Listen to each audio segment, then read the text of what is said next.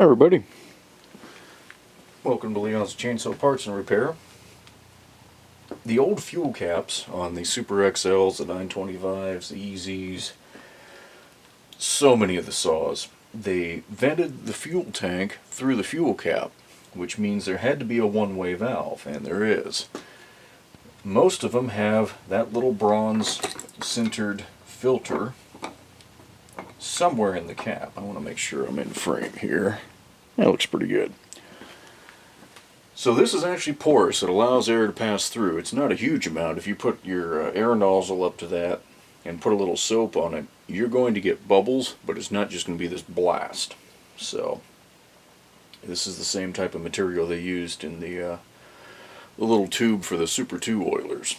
So anyway, this is serviceable. So what you want to do, you won't be able to see it in the video, but there's an outer ridge on this. There is the notch right here. And what you've got to do is get a tool that will hook that and push it out. Now I would say for every 20 of these that I try to repair, I have one that just won't come out. Either somebody super glued it in or something. In that case, you're screwed in the sense you've got to find another filter.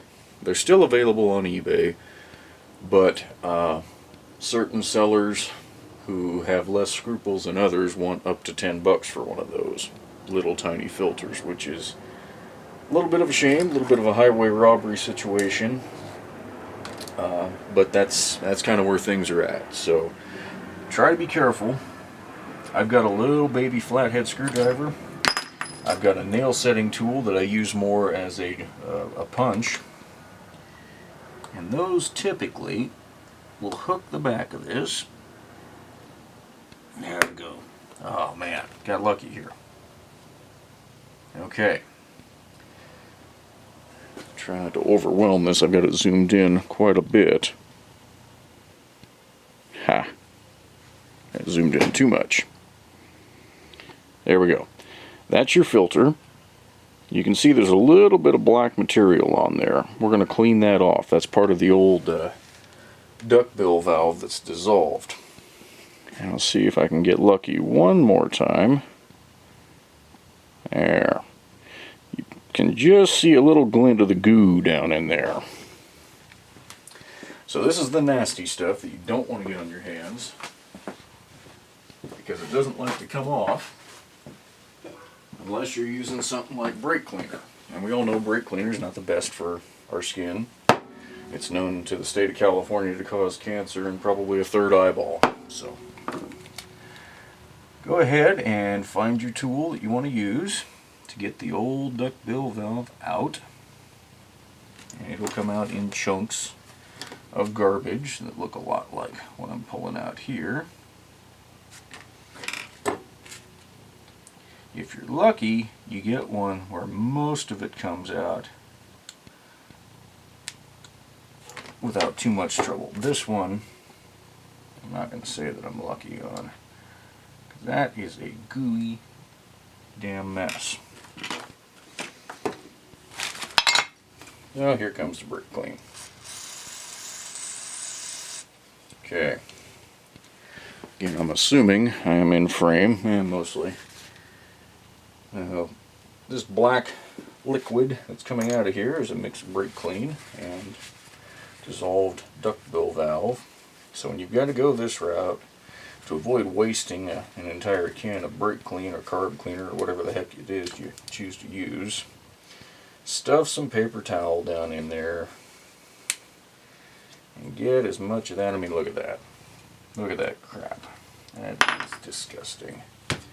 I don't know what it was about these rubber compounds that were used in the 80s and 90s, but man, they were not stable over time, and especially if they've ever been exposed to fuel that's kind of half gone bad.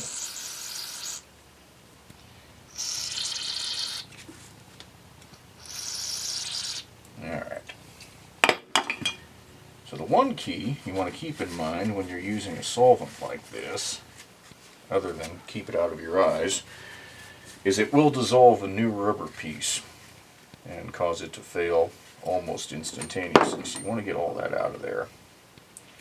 And you can do that with an air hose, again, if you're careful to keep it out of your eyes. I'm going to dry as much as I can with this towel.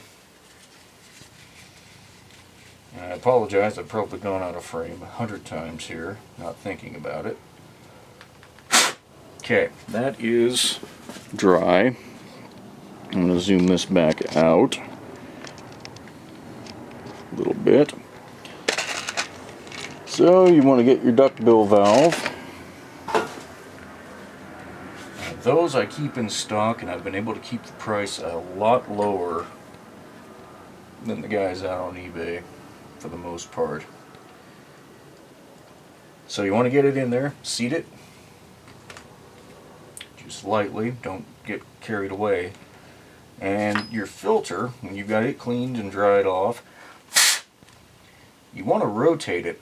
So whatever edge you pried on to get it the hell out of there, you wore it down a little bit, because it's impossible not to. So rotate it so that the next time it needs replaced, if it does, you're not prying on the same worn out spot. Lightly seat it, just flush with the cap, and you are done. Again, it's a great alternative to what has become a fairly expensive fuel cap. Just repair it.